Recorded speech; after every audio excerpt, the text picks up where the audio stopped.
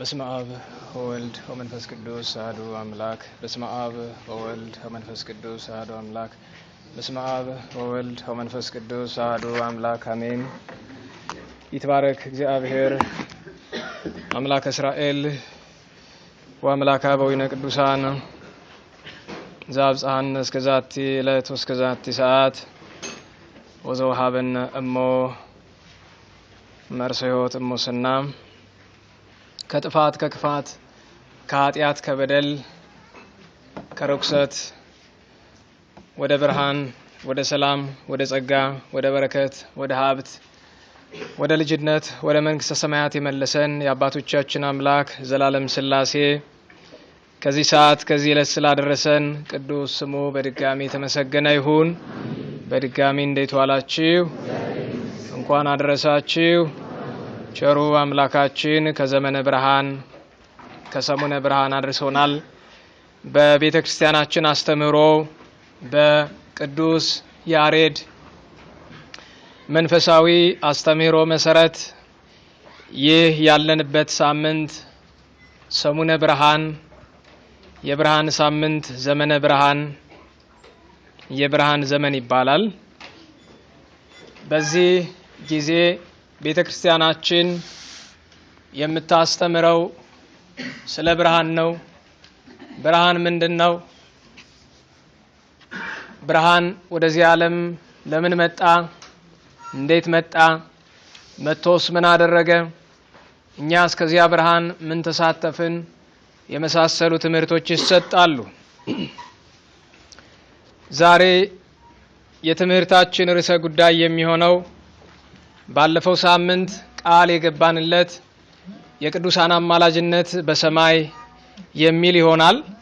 ከዚያ አስቀድመን ግን ስለ ብርሃን መልእክት አስተላልፋለሁኝ።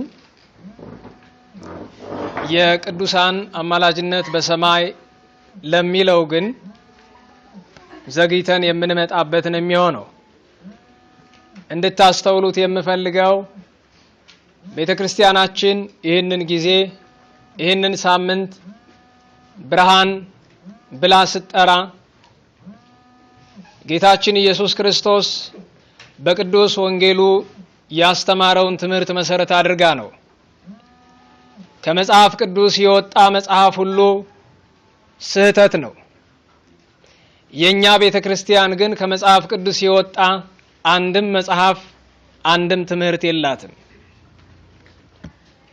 ገድላትም ቢሆኑ ድርሳናትም ቢሆኑ ታምራትም ቢሆኑ የዜማ መጻሕፍትም ቢሆኑ የሐተታ የትርጓሜ መጻሕፍትም ቢሆኑ መጽሐፍ ቅዱስን የሚያብራሩ ይበልጥ እንድንረዳው የሚያደርጉ እንጂ ከመጽሐፍ ቅዱስ የሚቃረኑ አይደሉም። አንዳንዶቹ እንደሚመስላቸው አዎ ይጋጫሉ።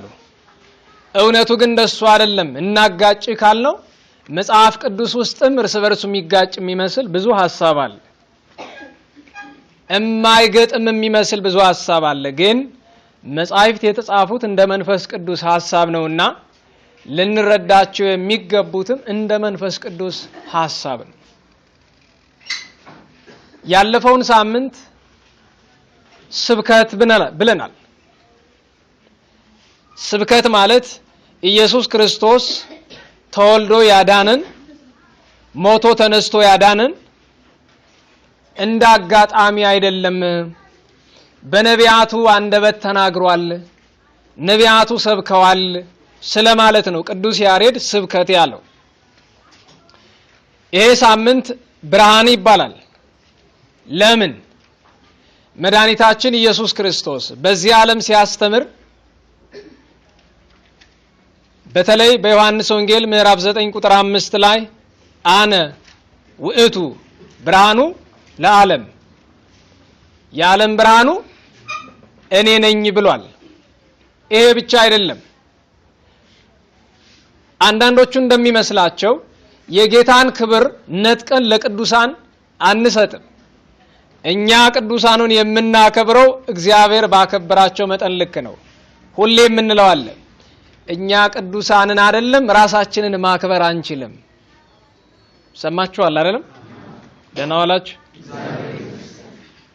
እስኪ ራሳችንን ማክበር እንደማንችል መጽሐፍ ነግሮናል። ከናንተ መካከል ተጨንቆ በቁመቱ ላይ ስንዝር መጨመር የሚችል ማን ነው? ማንም የለም። ሰው ራሱን ማክበር ካልቻለ እንዴት የእግዚአብሔርን ወዳጆች ማክበር ይችላል? አንችልም። እያደረግን ያለነው ክብራቸውን መግለጥ ነው።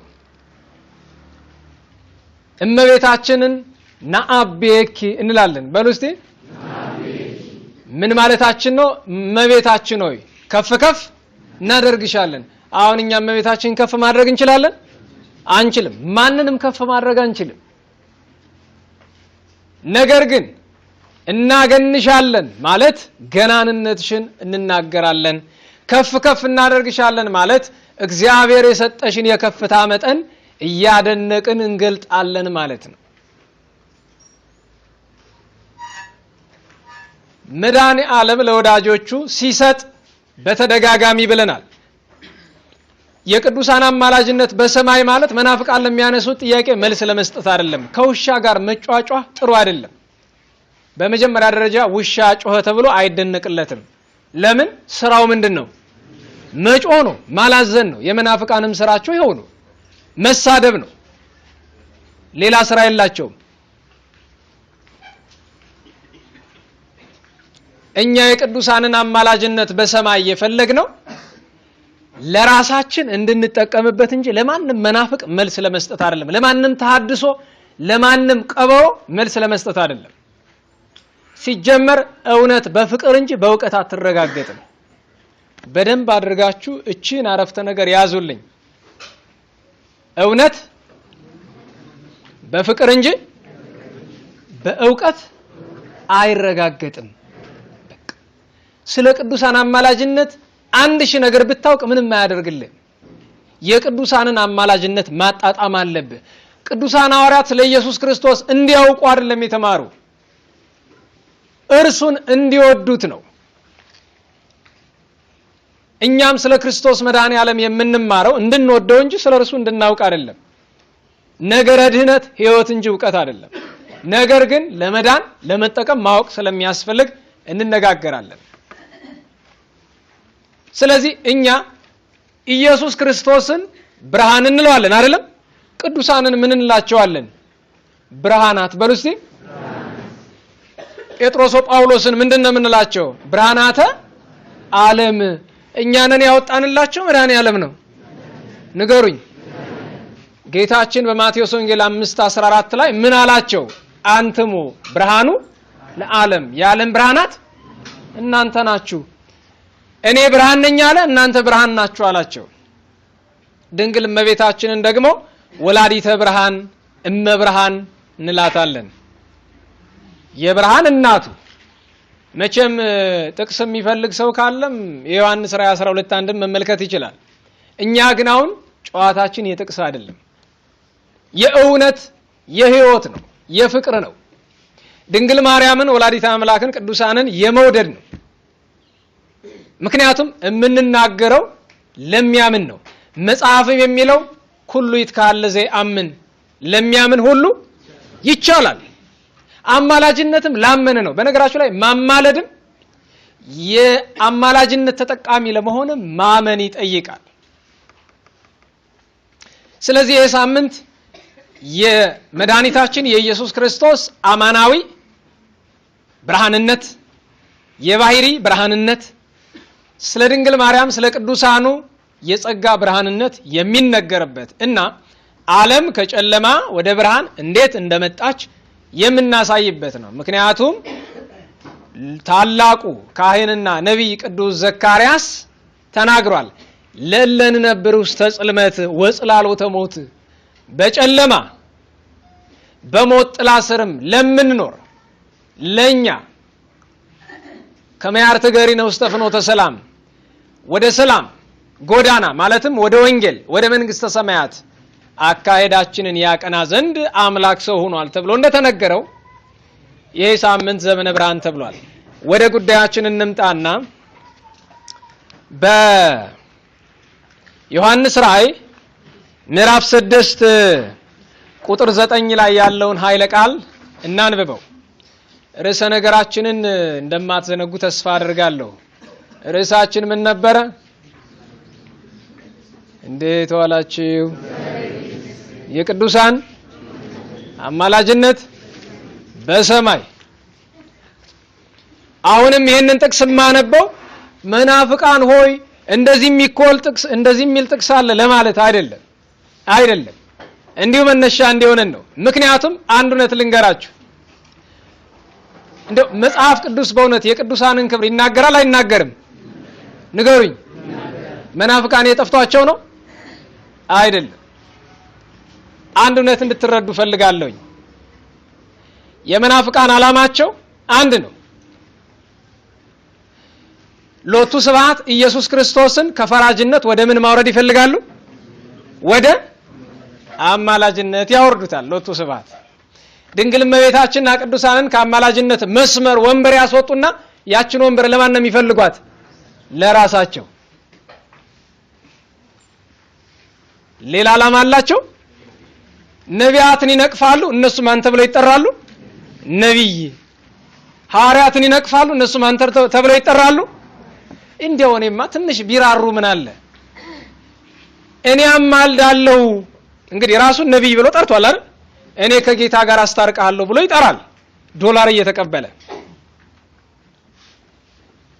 እሺ ለራሱ የሰጠውን ክብር እንዴት ለነቢያቱ አይሰጣቸውም? ለእውነተኞቹ እሱ ጋኔን ያደረበት ሐሰተኛው ነቢይ ለራሱ የሰጠውን ክብር ምን አለ ለነሱ እንኳን ትንሽ ቢሰጥ።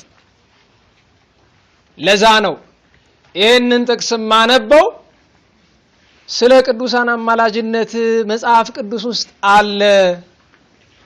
እሰይ ያላችኋ ተባረኩ። ለኔ ነው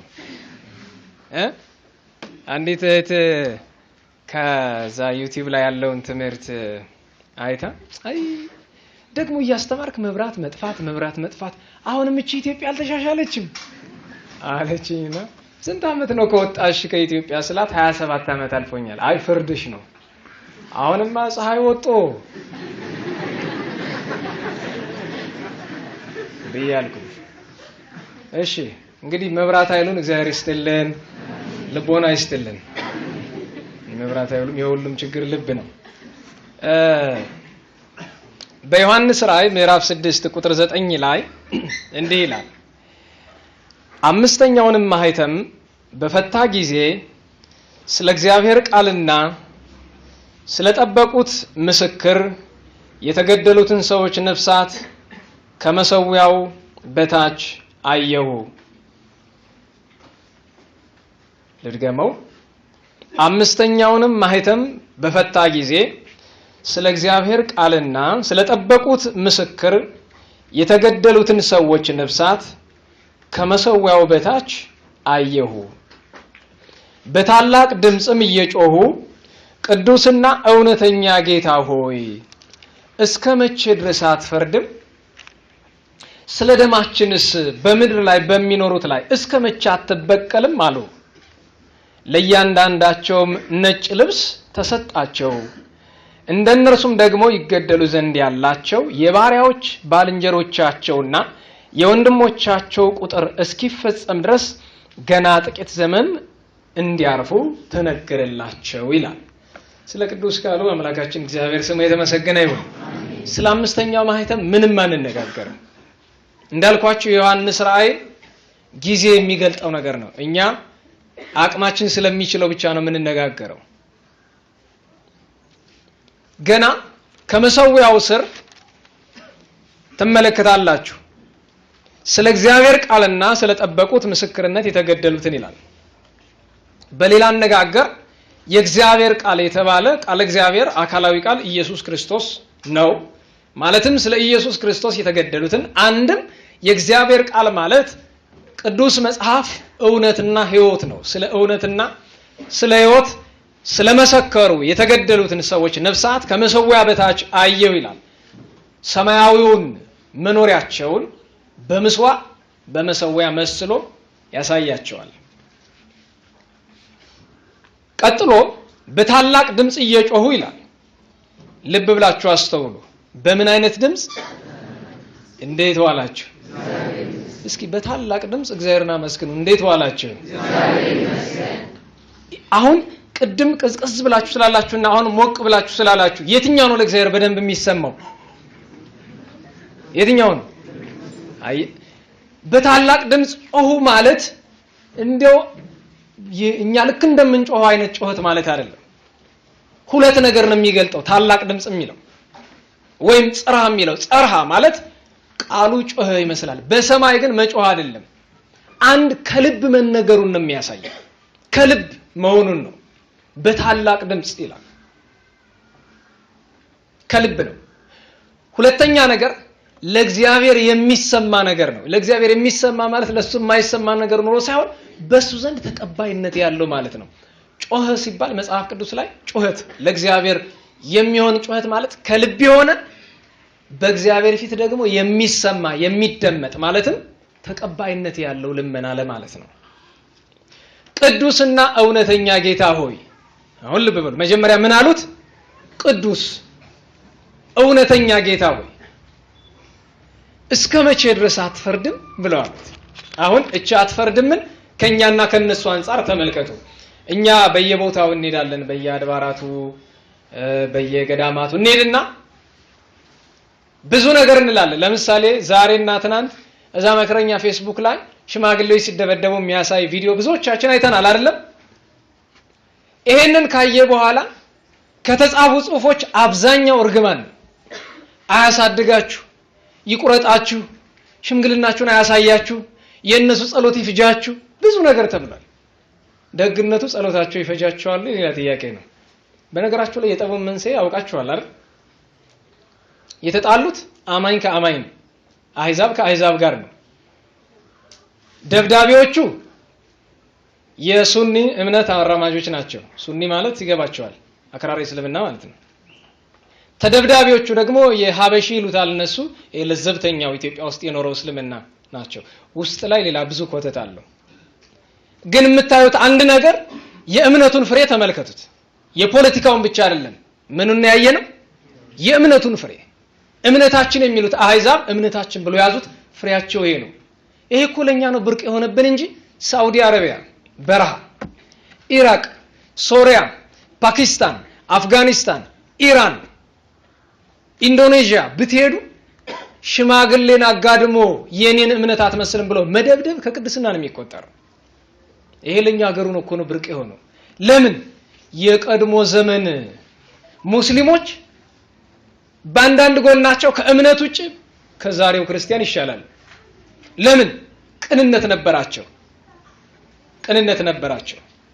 እንደውም ምን አሉ ይባላል አንደኛው ሙስሊም ለምንድነው መካ ማይሄዱ ጅዳ ማይሄዱ ሲሏቸው የለም ሀገሬም የተቀደሰች ናት አሉ። ሀገር የሚሏት ማለት ነው እኔ አልሄድም ጅዳ አልሄድም ርቄ አመን ይለዋለሁ እዚሁ ታጥቄ ብለዋል ይባላል።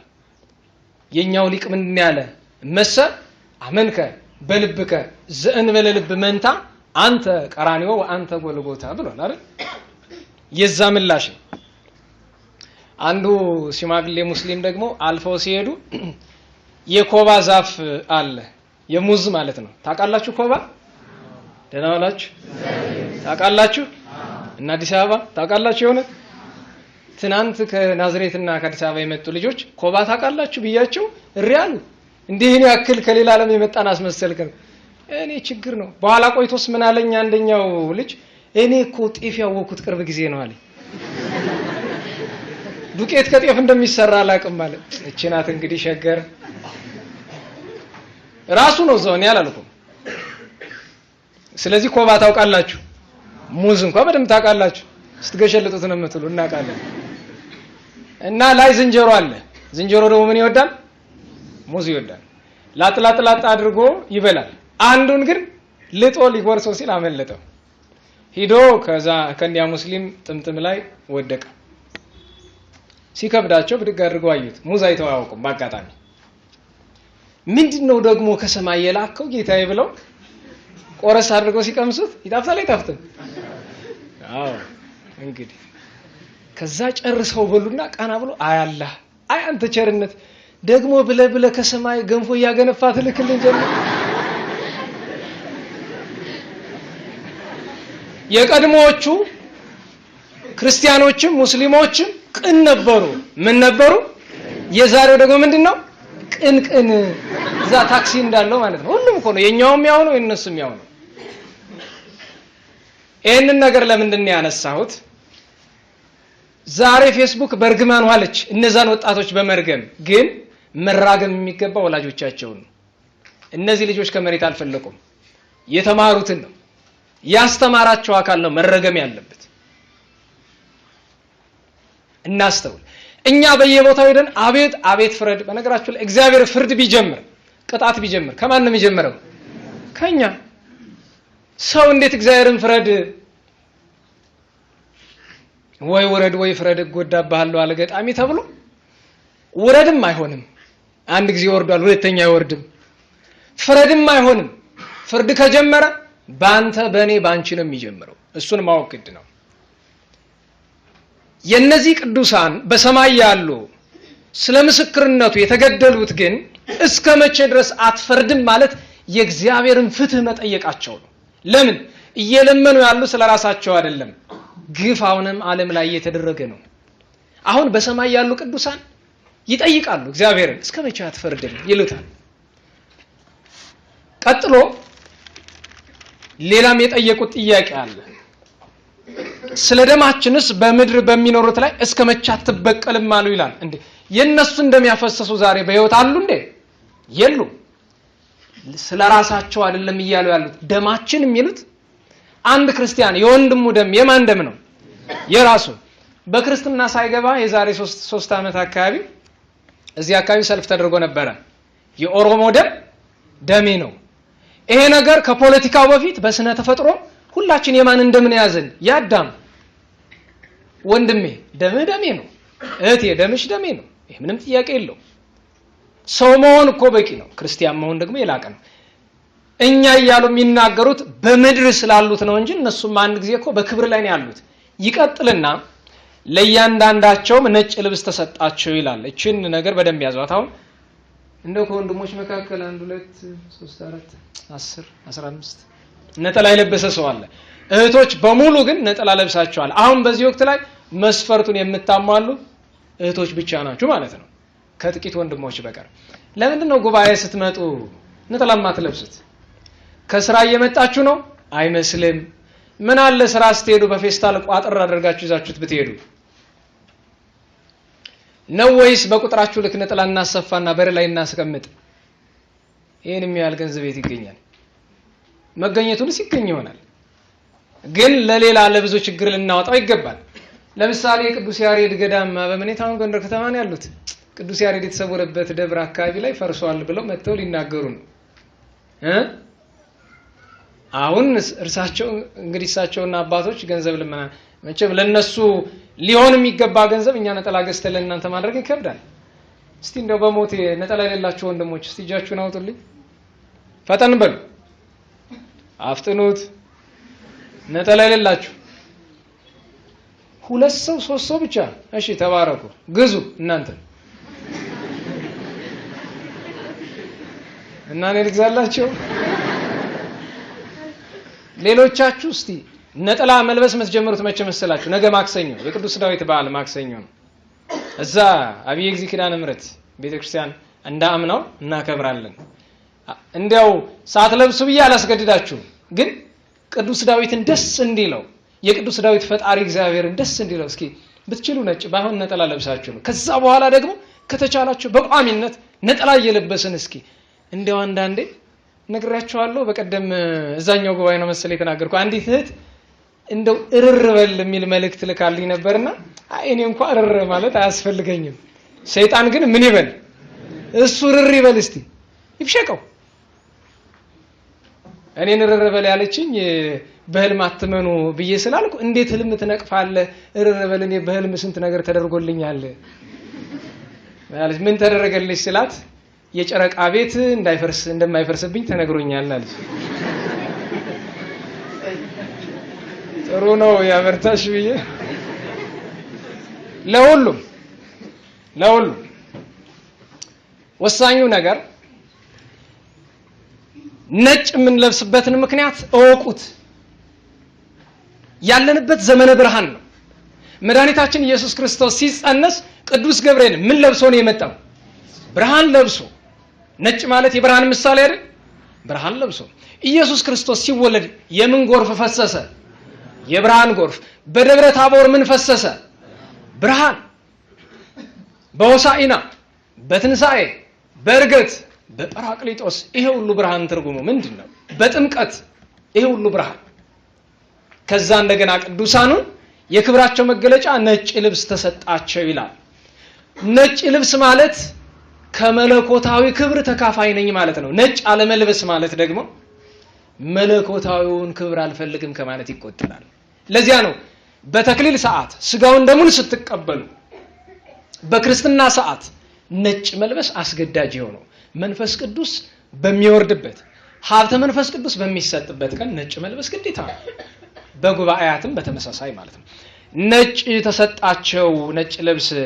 እንደነርሱም ደግሞ ይገደሉ ዘንድ ያላቸው የባሪያዎች ባልንጀሮቻቸውና የወንድሞቻቸው ቁጥር እስኪፈጸም ድረስ ገና ጥቂት ዘመን እንዲያርፉ ተነገረላቸው ይላል።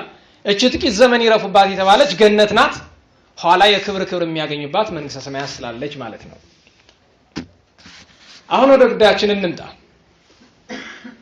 እነዚህ ስለ ኢየሱስ ክርስቶስ ክብር፣ ስም፣ እምነት፣ ተስፋ የታረዱ የተገደሉ ሊቢያ ላይ የተገደሉ ወንድሞቻችን አጽም ተገኘ የሚለው ወሬ ሰምታችኋል አይደል? እውነት ነው? ደህና ዋላችሁ? ሼር አድርጋችሁታል አይደል? ብዙዎቻችሁ እውነት ነው አይደለም? ያርገው በሉ እስቲ። ይሄው ነው። እኔም አላረጋገጥኩም፣ ተወርቷል። መገናኛ ብዙሃን አውርተውታል። ምንድነው ታዝዬ ካላየው አላምንም ማለች ሙሽራ ይባላል አይደል? አንዳንድ ነገሮችን ሲሆኑ ብናያቸው ይሻላል። ሲደርስ ያን ጊዜ አምላክ ቢፈቅድና አዲስ አበባ ያሉ ወንድሞቻችን ቢራሩ በሁሉም የኢትዮጵያ ከተሞች ዞሮ ቢባርከን ደስታውን አንችልም። እውነት ከሆነ ብንችል ሁላችንም ሄደን አንድ ቀን ያረፉበት ቦታ እየሄድን እንሰማለን፣ አጽማቸውን እንሰማለን። ግን የዞሩ ቢባርኩን ግን ደስ ይለናል በእውነት። እንደው ግረ መንገዱን ትዝ ስላለኝ ነው። እነዚህ እውነተኛ ምስክሮቹ የእውነት ምስክሮቹ በሰማይ በእግዚአብሔር ፊት ቆመው እግዚአብሔርን አሉት፣ እስከ መቼ ድረስ አትፈርድም? የማትፈርደው እስከ መቼ ነው? ልብ በሉልኝ። ጠያቂዎቹ ማን ናቸው? ስለ ክርስቶስ የተገደሉ ሰማዕታት ናቸው። ተጠያቂው ማን ነው? ንገሩኝ። ኧረ አይሰማኝም። ፈጣሪ ይሰማል የልባችሁን። እኔ ግን ጆሮዬ ችግር አለበት መሰል አይሰማኝም። ማን? እግዚአብሔር። አሁን ልብ በሉ። ጠያቂና ተጠያቂ ወይም በሌላ አማርኛ እንውሰደው። እነዚህ ቅዱሳን ሰማዕታት እየጸለዩ ነው አይደለም? ነው። እየለመኑ ነው አይደለም? ነው። እየለመኑ ያሉት ስታስቡት ፍረድ ነው ወይስ ማር ነው? ምንድነው እያሉት ያሉት? ነገሩኝ። ፍረድም ነው ማርም ነው። እስከ መቼ ድረስ አትበቀልም ብለዋል። ማንን ነው ተበቀል የሚሉት? ሰይጣንንና እርሱ ያደረባቸውን ደፋር ሰዎች ነው። እግረ መንገዱን ተበቀል ሲሉ በምድር ላሉ ክርስቲያን ወንድሞቻቸው ምን እየለመኑ ነው? ምህረት። መከራቸውን አቅልኩ ነው። አይገባችሁም? የሚያሰቃዩትን ሰዎች ፍረድ። መቼም አንድ ነገር ታውቃላችሁ። ለምሳሌ ስም እንጥራ። የደህንነት ምናምን የዚህ ኢንሳን የሚባለው የመረጃ ደህንነት ኃላፊ የነበረ ሰው አለ አይደለም? እሱ ለፍርድ ቀረበ። እሱ ታሰረ ማለት ታስሮ የሚደበደበው ሁሉ ምን ሆነ? ነፃ ሆነ። አሁን ይሄንን የሚያደርገው ፍርድ ቤት ሁለት ስራ እየሰራ ነው። ፍርድ ቤቱ አንድም አጥፊውን ስለ ጥፋቱ እየቀጣ ነው፣ ሁለትም ያለ ጥፋቱ የሚቀጣውን እያዳነ ነው። ስለዚህ እነዚህ ቅዱሳን እየለመኑ ያሉት ቅጣት ፍርድ ብቻ ሳይሆን ምንም ጭምር ነው፣ ምህረትም ጭምር ነው። እንደተረዳችሁኝ ተስፋ አድርጋለሁ። ዋናው ነገር ግን እግዚአብሔርን እየለመኑት ነው፣ ማለትም እያማለዱ ነው። ጌታ ደግሞ ምን አላቸው? ጥያቄያችሁስ ጥሩ ነበረ፣ ግን ከታች ያሉት የሚገደሉት እኮ በማን ፈቃድ ነው? በእኔ ፈቃድ ነው። መገደላቸው ጠቃሚ ነው ለነሱ፣ መሰቃየታቸው ጠቃሚ ነው። እኔ በነገራቸው ላይ ብዙ ጊዜ ቅድም ያየናቸው የተደበደቡት በእውነት መደብደባቸው አይጠቅማቸውም እንጂ ተደብዳቢዎቹ ክርስቲያኖች ቢሆኑ ለምሳሌ ሶማሌ ክልል ውስጥ እንደዛ መከራቸውን አዩ የተቃጠሉ ካህናት ተጎዱ ተጠቀሙ ንገሩኝ። አዎ እንዴ ጥቅም እኮ ነው። ሰማዕትነት ላደለው ጥቅም ነው። እንዲህ ብለው ይለምኑታል። ይሄ ማነሻችን ነው። አሁን የጥቅስ ጨዋታ ለሚፈልጉ ሰዎች አንዳንድ ነገሮችን እናንሳ። የቅዱሳን አማላጅነት አያስፈልግም ሲሉ የነበሩ መናፍቃን አረ የለም በምድር ያማልዳሉ ማለት ደግሞ አሁን ጀምረዋል። እሰየው እንግዲህ ከመጣሽ ማርያም ታምጣሽ ይባላል አይደል? ጥሩ እሰየው። ለምን ማምለጫ የለማ። ማምለጫ ሲያጡ በኦሪት ዘፍጥረት ምዕራፍ 20 አብርሃም ሲያማልድ፣ በኦሪት ዘጸአት ምዕራፍ 32 ሊቀ ነቢያት ቅዱስ ሙሴ ሲያማልድ፣ በመጽሐፈ ሳሙኤል ሁለተኛ ምዕራፍ 24 ቅዱስ ዳዊት ሲያማልድ፣ በትንቢተ ዘካርያስ 1:12 መልአኩ ሲያማልድ፣ በሐዲስ ኪዳንም ቅዱሳን ሐዋርያት በብዙ ቦታ ሲያማልዱ አዩና ክርክር እንደማያዋጣቸው ሲያውቁ የለም በሰማይ ያማሉም። ይሄ ደግሞ ትልቅ ድንቁርና ሆኖ ተመዘገበባቸው። በዮሐንስ ራእይ ምዕራፍ 14 ቁጥር 13 ላይ ስትመለከቱ ስራቸው ይከተላቸዋል የሚለው አንቀጽ ሲጠቀስላቸው እንደፈለጉ ይዘረጥጣሉ፣ ይተረጉማሉ። በነገራቸው ላይ ቅዱሳን ስራቸው ይከተላቸዋል የተባለ አንደኛ በምድር የሰሩት ቅድስና በሰማይ ዋጋቸውን ያሰጣቸዋል ማለት ነው። ሁለተኛ በምድር የነበራቸው ክብር እጽፍ ሆኖ ይቀጥላል። እግዚአብሔር ቅዱሳኑን የሚያከብራቸው በምድር ነው በሰማይ ነው? በምድርም በሰማይም ነው። በምድር በተአምራት በሰማይ በርስት ያከብራቸዋል። ግን የክርስቲያን ክብር በምድር ነው በሰማይ ነው? በእውነት በምድር ያማለዱ ቅዱሳን በሰማይ ይሳናቸዋል? ሊቀ ሐዋርያት ቅዱስ ጴጥሮስ በሁለተኛ ጴጥሮስ ምዕራፍ 1 ቁጥር 14 ላይ ስትመለከቱት ከስጋ የምንለይበት ጊዜ ደርሷል፣ ከዚያም አሳስባለሁ ስለናንተ ብሎ የተናገረውን ጥቅስ ጆሮአቸውን መድፈን ነው፣ መስማት አይፈልጉም። እንቶ ወሳኙ ነገር ግን አንዳንድ በጣም አስፈላጊ የሆኑ የመጽሐፍ ቅዱስ ነገሮችን እንመልከት። እንዲያው በጣም ነው የሚገርመኝ ነገር አለ። ቅድም የጠቀስነው ጥቅስ አለ። ለሚያምን ሁሉ ልብ በሉ። አሁን አብራችሁ በሉ። ለሚያምን በሉ ሁሉ ይቻላል። አሁን ሁሉ ሲባል እግዚአብሔር ባከበራቸው መጠን ልክ ሁሉ፣ ይሄ ሁሉ ምን ማለት እንደሆነ ለማወቅ ደግሞ ወደ ዮሐንስ ወንጌል 14:12 እንሄድና ግዕዝ ነው። አብራችሁ በሉና አማርኛውን እንተረጉማለን። አማን አማን እብለክሙ በሉ ዘአምን ብየ ግብረ ዘአነ እገብር ውእቱኒ ይገብር ወዘአቢ ምኔሁ ይገብር። ጥቅሱን እናውቀዋለን። እውነት እላችኋለሁ በእኔ የሚያምን እኔ የምሰራው ይሰራል ከዚያም የሚበልጥ። እንግዲህ ሰሙት። ይሄ አንድ ማሰሪያ ነው።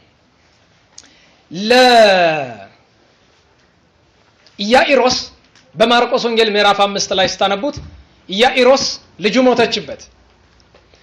ጌታችን መጥቶ ልጁን እንዲያስነሳለት ለመነው። መንገድ ላይ ሲመጣ ያቺ ብላቴና አረፈች። ወለተ ኢያኢሮስ አረፈች። መጡና አሽከሮቹ ኢያኢሮስን መምህሩን አታድክመው ልጅ ሞታለች አሉት። ያን ጊዜ ጌታችን አንድ ነገር አለው። ኢትፍራህ በሉ እስቲ ዳኢሙ ተአመን ወተሐዩ ወለተከ ተአጓጉል ነው የገባቸው። እቺ ጥቅስ ብዙ ባጃጅ ውስጥ አለች። እመን እንጂ እስኪ ሙሉ ቃሉን በሉልኝ እስቲ ልጠይቃችሁ። ትፈራላችሁ ወይስ ታምናላችሁ? ፈሪዎች ናችሁ ውሸታሞች። አሁን ጎንደር ከተማ ጥይት ሲተኮስ ነው የሚለው አይደል? በተለይ ወንዶቹ ዙሪያችሁ ላይ ሰው ከሌለ ብን ነው የሚልባችሁ። ሰው ካለ ግን ለማስመሰል ወንዱ ምናምን ትላላችሁ።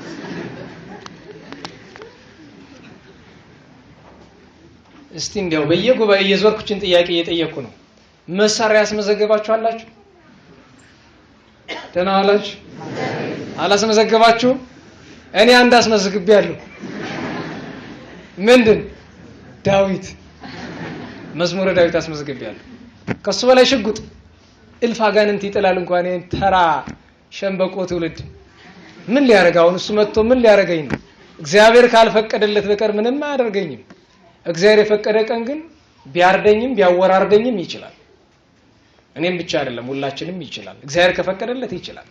ምንም ኃጢአተኛ ብንሆን ረድኤተ እግዚአብሔር በቸርነቱ አይርቀንም እኮ።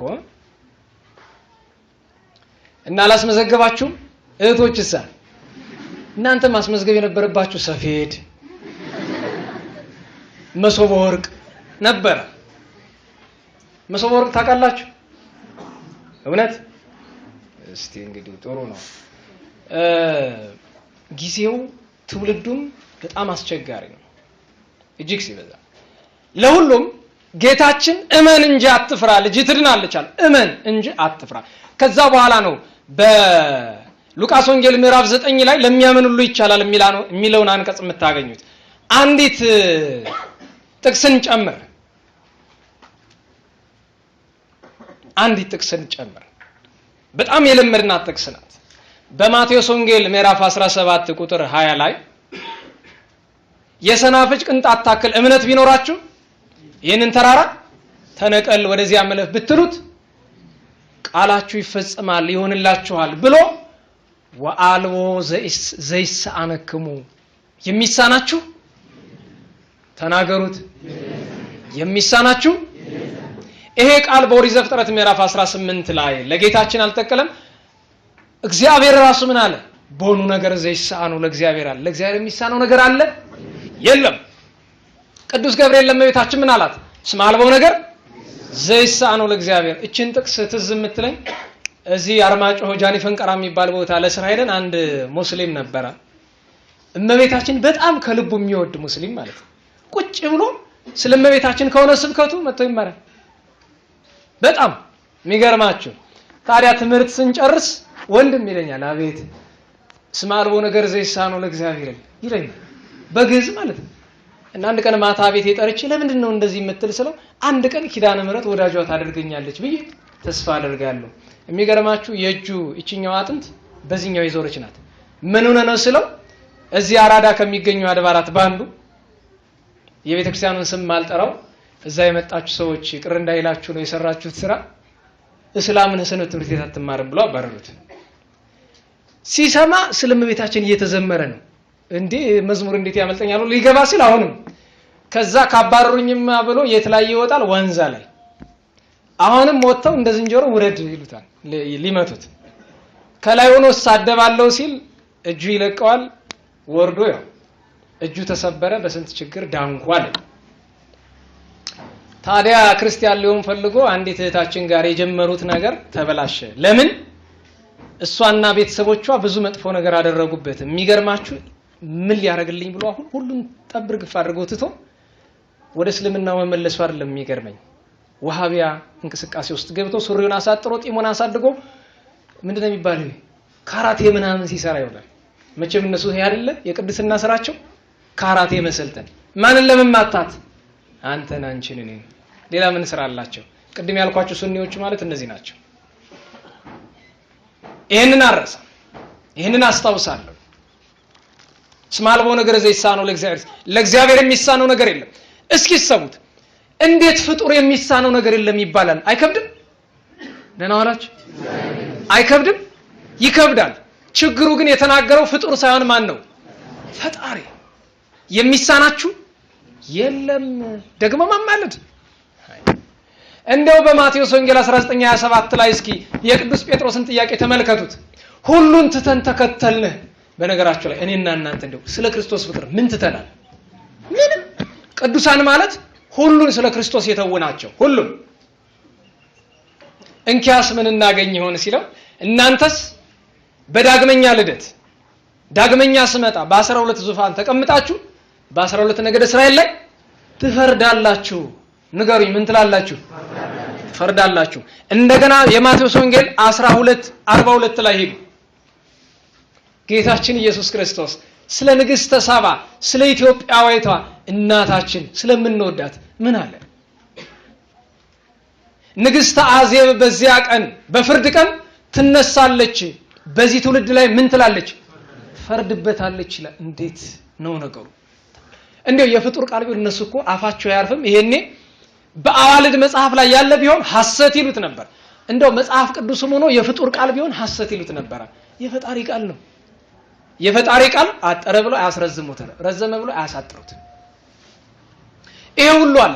አሁን ወደ ዋና ጉዳያችን እንምጣና የማቴዎስ ወንጌል ምዕራፍ 10 ቁጥር 41 ላይ አብረን ቃሉን እንበለው። እንግዲህ መጽሐፍ ተናግሯል። የእግዚአብሔር ጎዳና የቀና ነው ብሏል ነብዩ ቅዱስ ኤርሚያስ። የእግዚአብሔር ጎዳና ምንድነው? ጻድቃን ይሄዱበታል፣ ኃጥአን ይሰነካከሉበታል ተብሏል። የእግዚአብሔር መንገድ የተባለ ቃሉ ነው። ፍና እግዚአብሔር ወደ እግዚአብሔር የሚያደርሱ ቃላቱ ናቸው፣ መንፈሳዊ ቃላቱ ናቸው። ዘኪያክሙ ተወክፈ በሉ። እስቲ እህቶች ለብቻችሁ በሉ። አቤት ወላዲተ አምላክ! እንዴት ነው እኩል ነው የምትበሉ አይደል? ዋሽቼ እናንተ ጋር አድርግባችሁ ምግብ አታብዙ። የእውነቴን ነው። ትንሽ ትንሽ ነው መብላት። ትንሽ ትንሽ ማለት ምን መሰላችሁ? ለምሳሌ በአንድ ጊዜ ውላችሁ ከሆነ የምትበሉ አንድ ሙሉ እንጀራ ብሉ። ወንድሞች ሰምታችሁኛል? ምን አልኩኝ? አንድ ሙሉ እንጀራ። እህቶች ግማሽ ብሉ። የደም ስሮቻችሁ ግማሽ ናቸው ይሄ። ጾም ባልዋላችሁ ቀን ግን ከግማሽ ተኩል በላይ ብትበሉ የለውበት። ለነገሩ የእናቶች እንጀራ ማለት ነው እንጂ ይሄ ሆቴል ላይ ያለው አራት የምትበሉ ያው ነው። የእናት እንጀራ ግን ከአንድ በላይ ከተበላ ችግር አለ። እናስተውሉ እህቶች። እናንተን የተቀበለ በሉ። ወንድሞች እኔን ተቀብሏል። አዩ ተመልከቱ። እህቶች እኔን የተቀበለ በሉ። እንግዲህ ጥሩ። ወንድሞች የላከኝን ተቀብሏል። እሺ አሁን ይሄ ቃል ስትመለከቱት ሰንሰለት ነው። ሰንሰለት መሃሉ ከተቆረጠ አስቸጋሪ ነው። ኢየሱስ ክርስቶስን ለማመን ማንን ማመን ያስፈልጋል? ቅዱሳንን ማመን ያስፈልጋል። ቅዱሳንን ዘሎ ኢየሱስ ክርስቶስን ማምለክ እንደማይቻል እኔ አይደለሁም የምናገረው፣ ቅዱስ መጽሐፍ ነው የሚናገረው። እንደገና ኢየሱስ ክርስቶስን ዘሎ እግዚአብሔር አምን ፈራጅ ማለት አይቻልም። ግብዝነት ነው። ጌታ ነው የተናገረው ራሱ። ቀጥሎ ነብይን በነብይ ስም የሚቀበል የነብይን ዋጋ ይወስዳል፣ ጻድቅን በጻድቅ ስም የሚቀበል የጻድቅን ዋጋ ይወስዳል። ከነዚህ ከተናናሾቹ ላንዱ በደቀ መዝሙር ስም ቀዝቃዛ ውሃ የሚያጠጣ እውነት እላችኋለሁ ዋጋው አይጠፋበትም ተብሎ ተነግሯል።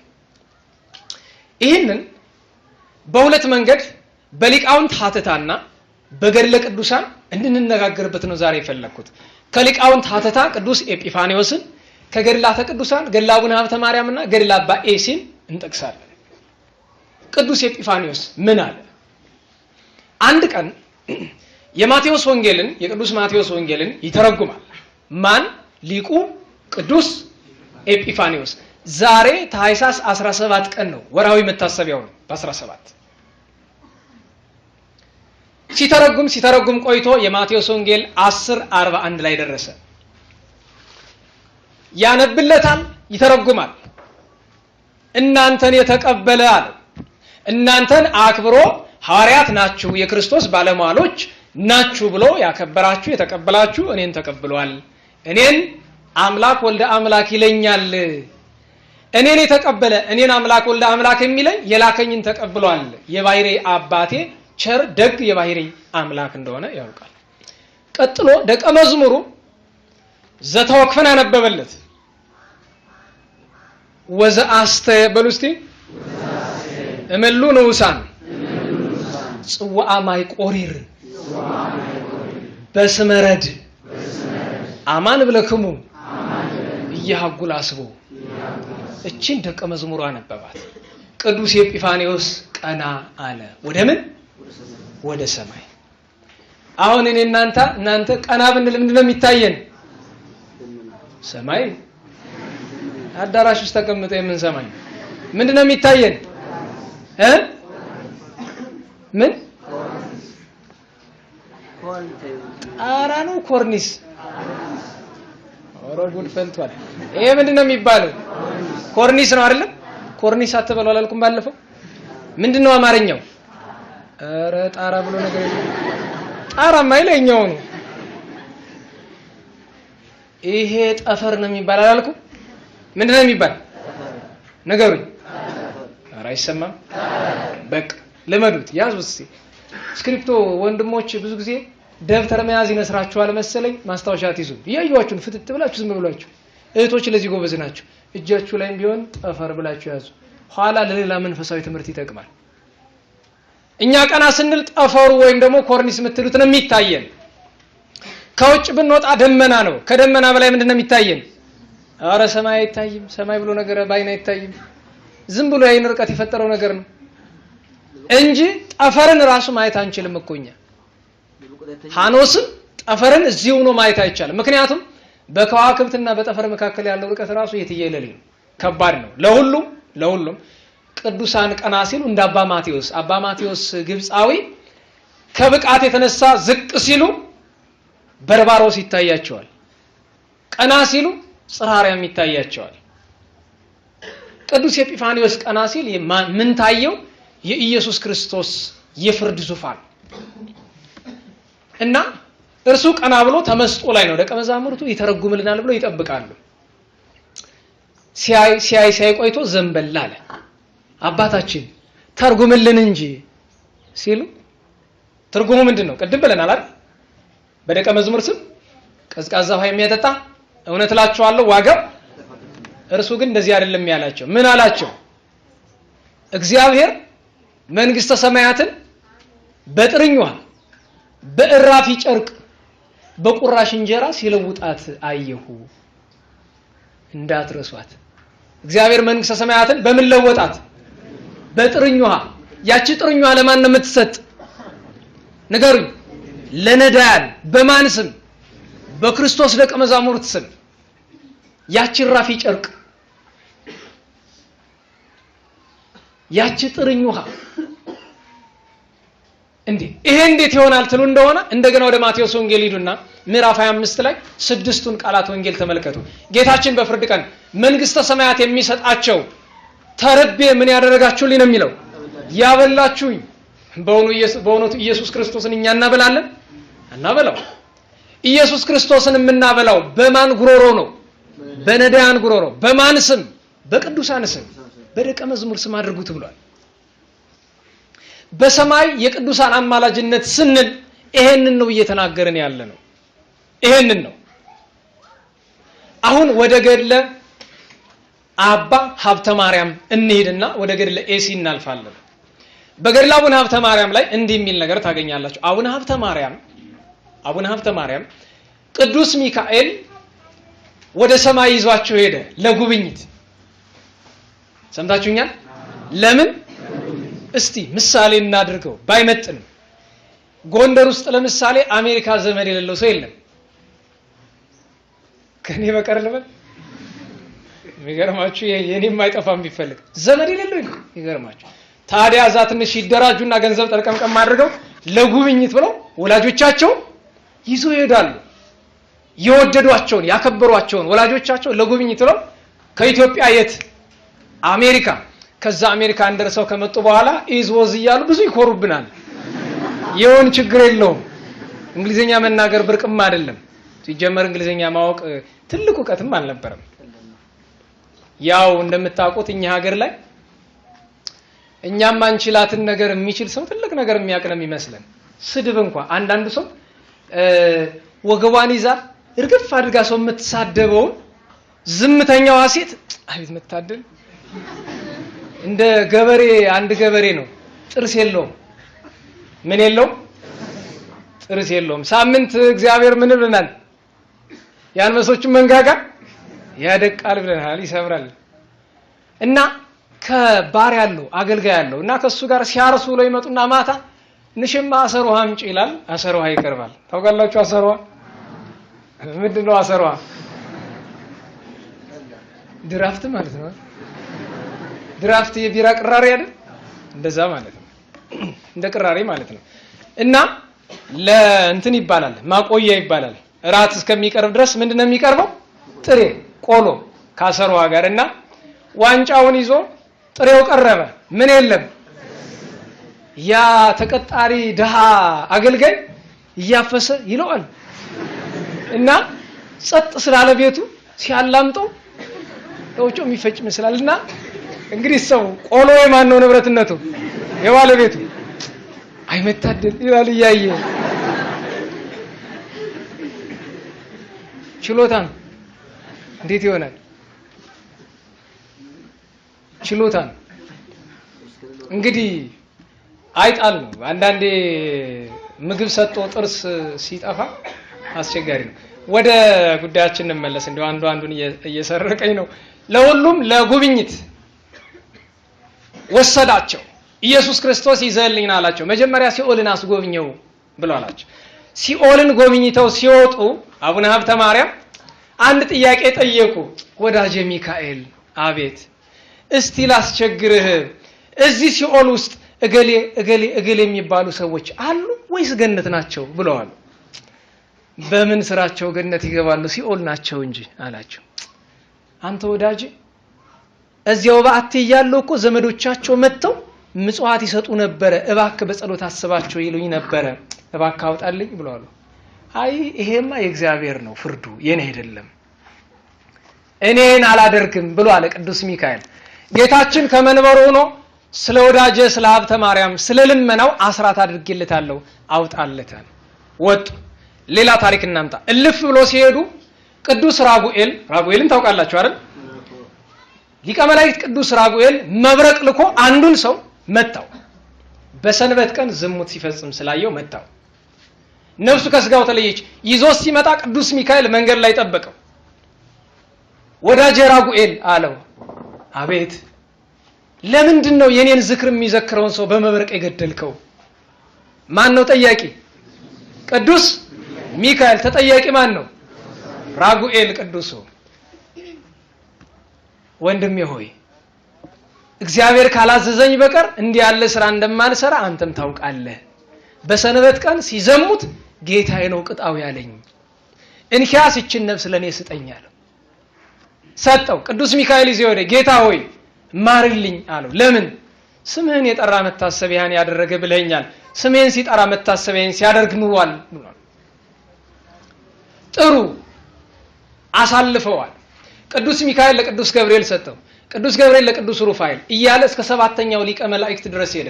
ሰባተኛው ሊቀ መላእክት ወስዶ የሕይወት ውሃ ላይ አስገባው።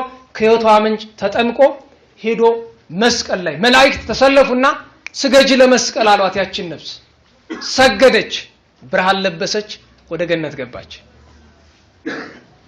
በእውኑ ለእግዚአብሔር የሚሳነው ነገር አለ? ለቅዱሳኑም ተብሏል እንደዚሁ። አሁን አቡነ ሀብተ ማርያም ጠየቁ ቅዱስ ሚካኤል፣ ወዳጄ እኔን የገረመኝ ለምንድን ነው መስቀል ላይ ወስዳችሁ ያሰገዳችኋት ሲሉ፣ ጠያቂ ለመስቀል እስካልሰገደች ድረስ ከሳሽ አይጠፋም።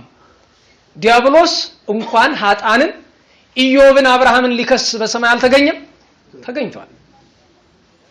ከሳሽ አፉን የሚዘጋ መስቀል። በነገራችሁ ላይ የከሳሽ ማህተም መስቀል። ዛሬ መናፍቁ የጣለው መስቀል የከሳሽ ማህተም። ለመስቀል ከሰገደች በኋላ ያቺ ነፍስ ጠያቂ የለባትም። ለዚያ ነው አለው። ይሄ በገድለ አቡነ ሀብተ ማርያም የተጠቀሰ ነው። ወደ ገድለ አባ ኤሲ ከመሄዳችን በፊት የሰው ልጅ ሲሞት መንገደ ሰማይ የምትል መጽሐፍ አለች፣ ተቆንጥራ ያወጣች ከዋናው መንገደ ሰማይ። እዛች መጽሐፍ ላይ የተጻፈው ጥንቱን እመቤታችን ለቅዱስ ዮሐንስ ወልደ ነጎድጓድ የነገረችው ነው። እመቤታችን ናት የዚያ ትምህርት መነሻ። ኃጢአተኛ ሰው ሲሞት እንደምታውቁት አጋንንት ነው ይዘውት የሚሄዱት። ጻድቅ ቅዱስ የሆነ እንደሆነ ወጣኒ ከሆነ በገነት አበባ፣ ማይከላዊ የሆነ እንደሆነ በዝማሬ መላእክት፣ ፍጹም የሆነ እንደሆነ በስምት አምላክ እግዚአብሔር ሲስመው፣ ቅዱስ ዳዊት ሲዘምርለት ከጣይሞ የተነሳ ነፍስ ከስጋ ይለያል። የቅዱሳን ይሄ ነው ረፍታቸው። ያቺ ነፍስ በገድለ አባ ኤሲ እንደተጠቀሰውና በዜና ፍቅጦር እንደሚነገረው አንዲት ነፍስ ስትሞት በእግዚአብሔር ዙፋን ፊት ትቀርባለች።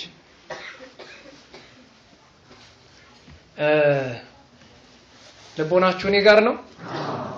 ከኔ ጋር ሳይሆን ከቃሉ ጋር ይሁን። ያው እኔ ጋር ነው ማለት ቃሉን ለማለት ነው። ከኔ ጋር ቢሆን ምንም ቁም ነገር አይገኝም። ከቃሉ ጋር ሲሆን ግን ጥሩ ነው። አይ ያው አገልጋዮቹ የአገልግሎት ስራቸውን እየቀጠሉ ልባችን ወደዚህ ይሁን። በረከቱን እየተቀበላችሁ በእጃችሁ ጸበሉን እየጠጣችሁ ማለት ነው። ማንኛውም ክርስቲያን ማንኛውም ሰው ሲሞት ማን ፊት ይቀርባል? እግዚአብሔር ፊት ይቀርባል። የመጀመሪያ ትልቁ ስራ ሚዛን ነው። ያቺ ሚዛን ማን እጅ ላይ ነው ያለችው? ቅዱስ ሚካኤል ላይ። ምናልባትም እውነተኛዋ ሚዛን እሷ ትመስለኛለች። ምድር ላይ እውነተኛ ሚዛን አለ የለም? ማናቸው? አብየ መንግስቱ ለማ ወይ ጋሽ ከበደ ሚካኤል ስለ ሚዛን የጻፉት አንድ ግጥም ነበረ። ሁሉ ነገር በምን ይለካል? በሚዛን። ሚዛን ራሱ በምን ይለካል? ማለት ምንም ነገርን ውሸት መሆን አለመሆኑን የምናውቀው በሚዛን ነው አይደል? ሚዛኑንስ በምን እንለካዋለን? ዓለም ላይ ሚዛን ብሎ ነገር የለም። አማካይ ሚዛን ነው እንጂ ፍጹም የሚባል ሚዛን የለም። የቅዱስ ሚካኤል ሚዛን ግን እንደዚህ አይደለም። እውነቱን ነው። እስኪ አስቡት። እንደው በዚህ ዓለም የሚኖር ቅዱሳኑ ናቸው እንጂ እኔና እናንተ አርፈን በእግዚአብሔር ፊት ቀረብን ሚዛን ላይ ስንቀመጥ ጽድቃችን ነው ኃጢያታችን ነው የሚያመዝነው? እንዴት ዋላችሁ? ጻድቃን ናችሁ? እግዚአብሔር ያድርግላችሁ። አሁን ግን እንዳልሆናችሁ አውቃለሁ። አይደላችሁ? አይደለንም። ወደፊት ግን ለዚያ ክብር ቢያበቃን ደስ ይለኛል። እንደ እውነቱ ምናችን ይመዝናል? ኃጢያታችን ይመዝናል። እሰቡት። ከዛ በኋላ ወዴት ነው የምንሄደው? ወደ ገነት ወይስ ወደ ሲኦል? ማን ነው የሚጸድቅ ታዲያ እንደዚህ ከሆነ? እኔ መናፍቃን አንድ የሚያስገርሙኝ ነገር አላቸው። በዚህ ተዝናንተን እንኖር፣ ምንም ድካም አያስፈልግም ይላሉ። ምግባር አያስፈልግም ይላሉ። እንደገና በሰማይ ደግሞ አማላጅነት አያስፈልግም። አቤት ሰይጣን አድርጎ የሚጫወትባቸው። ልብ በሉ። በምድር ምግባር አያስፈልግም፣ በሰማይ አማላጅነት አያስፈልግም ማለት ምን ማለት ነው? ቀኝ አይንንም በነገራችሁ ላይ ቀኝ አይን ቢጠፋ በምን አይን ይታያል? በግራ። ግራው ቢጠፋ የመናፍቃን ግን ሁሉም ጠፍቷል። በስራ እንዳይጸድቁ ስራ አያጸድቅም አስብሏቸዋል። በአማላጅነት እንዳይጸድቁ አማላጅነት አያጸድቅም አስብሏቸዋል። ስለዚህ የገዛ ቤታቸውን በገሃነመ እሳት ሰርተዋል እስካልተመለሱ ድረስ። ማን በስራው ሊጸድቅ ይችላል? ቅዱሳንን እንኳን አሁን ማን ነው? ቅዱስ ዲዮስቆሮስ ሊቁ በቅዳሴው ይላል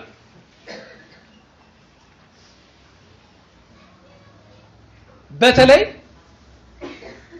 ወለጻድቃንሰ እምግባሮሙ ትምህሮሙ ወትእስዮሙ በከመ ጽድቆሙ። ጻድቃንን ከምናቸው የተነሳ ትምራቸው አለ? ከስራቸው። በስራቸው አላለም። ከምን የተነሳ? ከስራቸው የተነሳ ማለት ቸርነት ተጨምሮበት ነው። ለነሰለ ኃጣን ለመማርከነ ውእታ አሚረት ሰማይ መሐሬ። እኛን ብትምረን ግን ያን ጊዜ መሐሪ ትባላለህ ተብሎ ተጠቅሷል። ቀለን ስንገኝ ቅዱሳን በዚያ የከበቡት ምን ይሰራሉ? ወላዲተ አምላክ ትመጣለች። አቦ ምን ይላሉ? ያችን ነፍስ ትከባታለች፣ ትዞራታለች። ምን ፍለጋ? በስሟ የተሰጠ ምጽዋት ካለ ፍለጋ ትዞራታለች።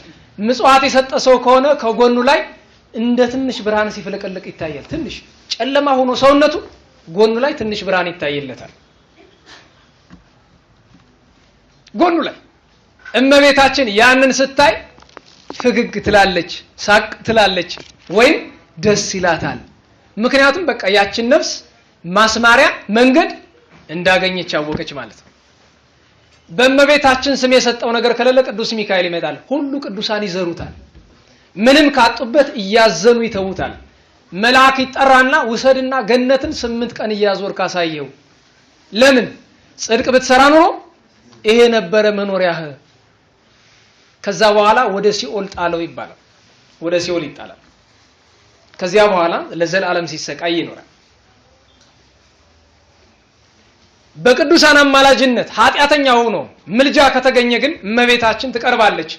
መሐር ወልዴ በሉ እስቲ ወተዘከር ኪዳኔ። ልጄ ሆይ ማር ቃል ኪዳኔንም አስብ ትላለች። ብዙ ታሪክ ታውቃላችሁ። በእመቤታችን አማላጅነት የጸደቁ ስንቱ ይቆጠራል? ማን ቆጥሮ ይዘልቀዋል? ማን የዳኑትን ስንቱን እንናገራለን በቅዱሳን አማላጅነት። ታዲያ ቅዱሱ ሰው ከተቀበለ በኋላ የዛ ሰው ኃጢአት በጣም የከፋ ከሆነ የሰማችሁ ነው። አንዳንድ ሰው አለ ለምህረት የማይመች እንዳይፈርድበት የቅዱሳን ቃል ኪዳን አለ። እንዳይምረው የኃጢአቱ ብዛት መልአኩን ይጠራና ውሰድና ለብሪያል ስጠው ይባላል። እኔ የጠራሁትን ስም እንዳትደግሙት እሺ፣ ያጋንንት ስም። ዛሬ ግን ብሪያል በኔዘርላንድስ የሰው ስም ነው። አንድ ተጫዋች አለ አባቱ እንደዚህ የሚባል። እኛ ግን የጋኔን ስም ነው የምናውቀው። ብሪያል ማለት የገነት ዘበኛ ማለት ነው፣ ጠባቂ። ጌታችን ኢየሱስ ክርስቶስ ነፍሳትን ሊማርክ ወደ ሲኦል ሲሄድ እስመ ሰበረ ሆሃተ ብርት ወቀጥቀጠ መናስክተ ዘሐጺን የሚለው አንቀጽ ላይ ነው። ያ ብሪያል ነው ብን ብሎ ጠፍቶ ሄደ። ገነት ሲኦል በራሷ ጊዜ ተሰብራ ተከፍታ ኢየሱስ ክርስቶስ ነፍሳትን ይዞ ሲወጣ ብሪያል ሸሽቶ አምልጧል። የገነት ዘበኛ ነው። ከዲያብሎስ 4 ተወራጅ አለቆች አንዱ እሱ ነው። ለሱ ስጠው ይላል። ተቀብሎ አንድ ጊዜ በእግሩ ይጠልዛታል፣ ይመታታል። ያችን ነፍስ የሲኦልን ላይዋንም ታቿንም በጥቂት ሰከንዶች ውስጥ ስቃዩን አይታ ትወጣለች። ጉብኝት አይደለም፣ እሳቱን ነው ተጠብሳ ነው የምትወጣው። ለምን? ትንሽ ቅጣት አንዳንዴ ጥሩ ነው። አያድርስ ግን ጥሩ ነው አልኩኝ። አሬ ከሪያስ አያዋጣም። ግን ያን አይታ ትወጣለች። አካሏ የከረፋ ይሆናል። ያን ጊዜ 7ቱ ሊቃነ መላእክት ተቀባብለው በሕይወቷ አጥምቀው ለመስቀል አሰግደው የብርሃን ልብስ አልብሰው እየዘመሩ ገነት ከአብርሃም ከይስሐቅ ከያዕቆብ ጎን ያስቀምጧታል። የቅዱሳን አማላጅነት በሰማይ እንዲህ ይፈጸማል። ነገር ግን አንድ ነገር እንድታስተውሉ አደራ ላለሁ። የቅዱሳን አማላጅነት አለልኝ ብሎ አንድ ክርስቲያን ይቀመጣል፣ ከስራ ይፈታል። ይሄን የምታደርጉ ሰዎች ካላችሁ ወዮ ለራሳችሁ። አንድ ክርስቲያን አማላጅነት ማለት ድጋፍህ ነው። እየተራመድክ ልትወድቅ ስትል የሚደግፍህ፣ ብትወድቅ የሚያነሳህ ድጋፍህ ነው እንጂ የቅዱሳን ቃል ኪዳን ዝም ብለህ ተንጋለ የምትጸድቅበት መንገድ አይደለም። ምክንያቱም አንድ እውነት ልንገራችሁ፣ ደጋግሜ ተናግሬያለሁ። ዛሬ ፖለቲከኛ ሆኖ ቤተክርስቲያንን ጠብር ግፍ አድርጎ የተዋት የዚህ ቦታ አንድ አገልጋይ ስሙን አልጠራም፣ እኔ እመቤታችንን ስለማምናት ጾም ጸሎት አያስፈልገኝም ብሎ ቁጭ። የሚገርማችሁ መድረክ ሁሉ ወጥቶ ይሰብክ ነበረ። ኧረ አንተ ልጅ ይሄ ነገር ከሰይጣን ነው ተው። ብዙ አልን አልተሳካም፣ እኔ ነኝ ትክክል አለ። እሺ እንግዲህ እግዚአብሔር ይሁን ብለን ተው ነው። ዛሬ ፖለቲከኛ ሆኖ በየመድረኩ ስለ ጎጠኝነት ሲመሰክር ይውላል። እንግዲህ ወርዶ ዘቅጦ ማለት ነው። ወርዶ ዜሮ ገብቶ ስለ ዘረኝነት ሲሰብክ ይውላል። የቤተክርስቲያንን አገልግሎት ተወጥቶ እዛ ዘረኝነት ይሰብካል። እኔ ልፈርድበት አይደለም። ከኔ የተሻለ ልቦና ከኔ የተሻለ ህሊና አለው። እኔ እሱን የምበልጠው በአንድ ነገር ብቻ ነው፣ በእድሜ ብቻ ነው። ትንሽ ብቻ ሳይሆን የልጄ ያክል ነው። በጣም ትንሽ ነው። ቤተክርስቲያን አክብራ መድረክ ላይ አወጣው ነበር። እኔ እመቤታችን አምናለሁ ቅዱሳንን አምናለሁ ብሎ መተኛት ማለት ግብዝነት ነው። እመቤታችንን የሥራ መፍቻ መንገድ ማለት የሷ ጠላት መሆን። ነግሬያቸዋለሁ። ዋልድባ ደርሶ የመታ ሰው ንስሐ ያስፈልገውምና ንስሐ አባት ያስፈልገኝም ከዛሬ ጀምሮ አባታችን ደህና ይሆኑ ንስሐ አባቱን ማለት ነው። መተው አንተ ልጅ አሉኝ። አልኳቸው እንዲህ ነው የምታስተምራቸው አሉኝ። ምን አስተማርኩኝ? ንስሐ አባት ያስፈልገኝም እኮ አለ፣ ካንተ ጉባኤ የሚመጣ ነው አሉ። ያን ጊዜ ልጁ ማን እንደሆነ ብዙም ባላቅም ጉባኤ ላይ ወቃቅሬ እንግዲህ ተሰምቶትም ከሆነ አልተሰማውም ከሆነ የራሱ ጉዳይ ብያለሁ። ወሳኙ ነገር የቅዱሳን ቃል ኪዳን በድካማችን የሚረዳን እንጂ መቀለጃችን አይደለም። እቺን አደራ እንዳትረሱ እንድታስታውሱ። ዋናው ነገር እንሞክር፣ እንጹም፣ እንጸልይ፣ እንስገድ፣ እንፋቀር። እግዚአብሔር በቅዱሳኑ አማላጅነትና ረድኤት ሁላችን ይጠብቀናል። በእውነት ይጠብቀን። የቅዱሳንን ፍቅር ያሳድርብን። የእመቤታችን ጣዕሟን ፍቅሯን በልቦናችን ላይ ይምላልን። የሰባቱን ቀን ቅዱሳን እናዘክርና የምንጨርስ ይሆናል ማለት ነው። ባለፈው ሳምንት ተገናኝተን የነበረው በ9 ከሆነ ዘንድ በ10 ታላቁ ሊቅ ሰማዕት ጻድቅ እና ኤጲስቆጶስ ቅዱስ ኒቆላዎስ ዘሀገረ ሜራ ዓመታዊ በዓሉ ተከብሯል። እንደው ስለ ቅዱስ ኒቆላዎስ አንዲት ነገር ብቻ ላነሳላችሁ።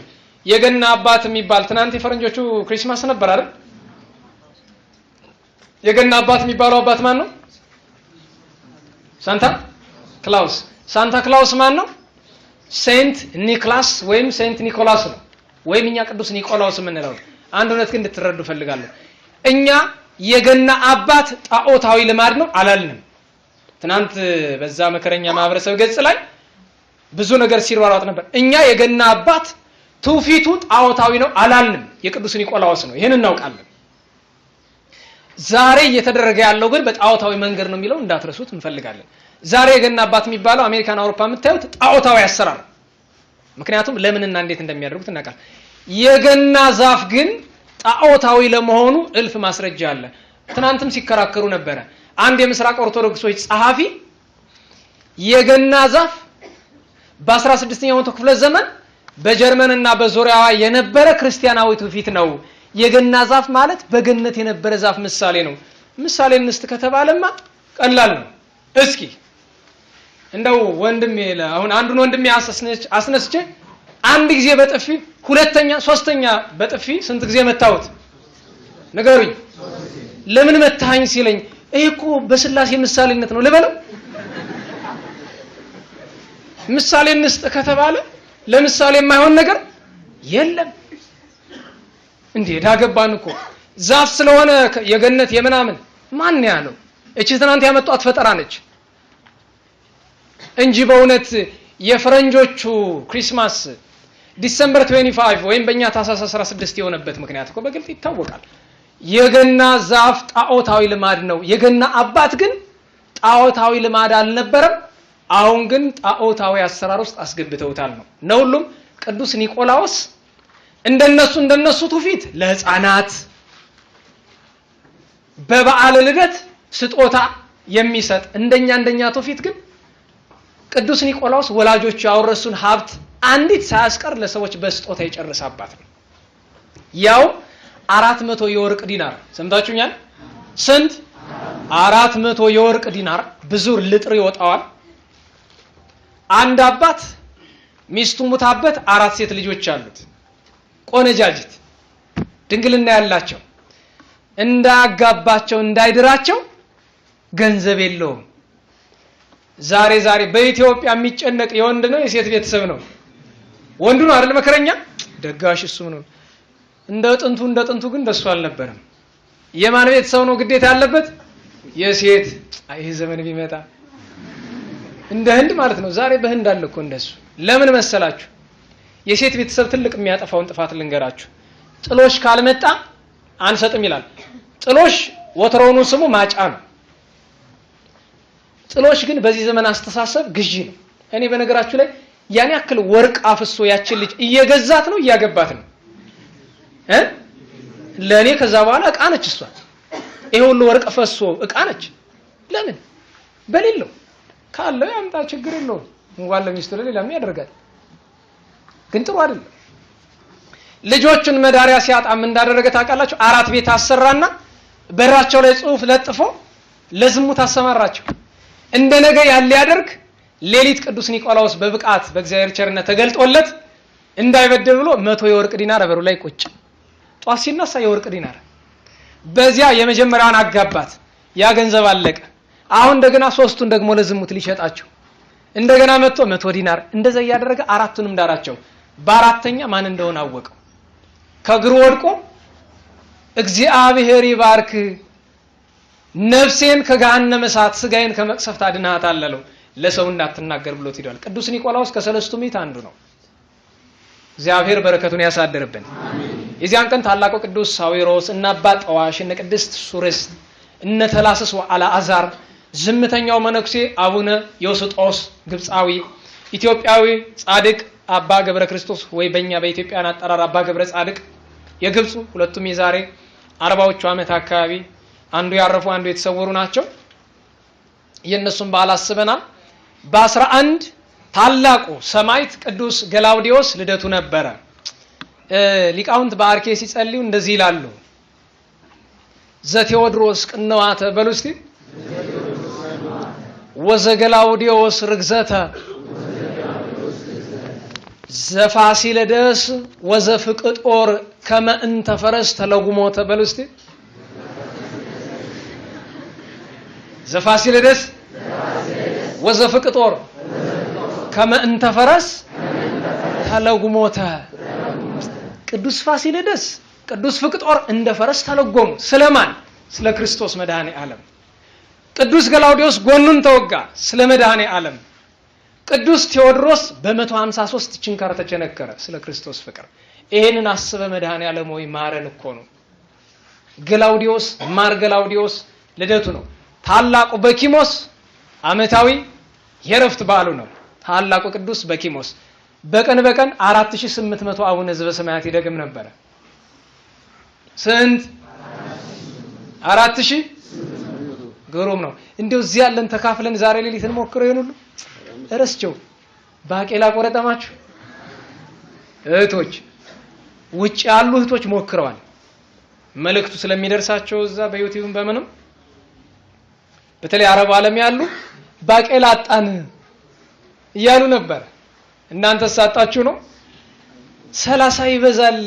በእርግጥ አንዳንድ አስቸጋሪ ነው። የቅዱስ ዳዊት በዓል የዛሬ 4 ዓመት የሰንበት ትምህርት ቤቱ አገልጋይ ነው መጣና ጥሬውን ደረቅ ነው ማደርገው። አይዟችሁ ዘንድሮ ትንሽ ለስለስ ብሏል፣ ችግር የለውም ዘንድሮ ጣፋጭ ጥሬ ነው ያለው፣ ግን ደረቅ ነበርና እቆረጥማለሁ ብሎ አንድ ጊዜ ሲሰደው ጥርሱን ሸርፎ ይዞት ሄደ።